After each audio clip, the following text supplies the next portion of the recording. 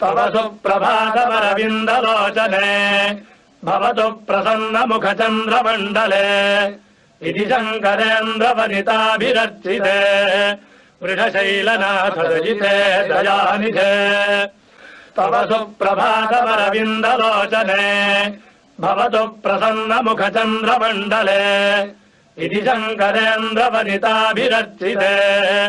वृषशैलनाथरजिते दयानिधे तव सुप्रभातमरविन्दलोचने भवतु प्रसन्नमुखचन्द्रमण्डले इति शङ्करेन्द्रवनिताभिरर्चिते वृषशैलनाथरजिते दयानिधे तव सुप्रभातमरविन्दलोचने भवतु प्रसन्नमुखचन्द्रमण्डले इति शङ्करेन्द्रवनिताभिरर्चिते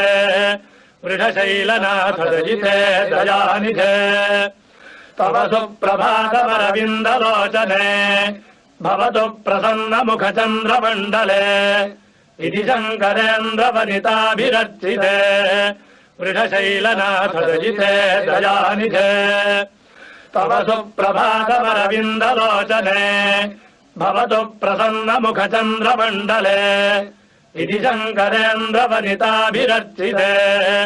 वृषशैलनाथरजिते दयानिधे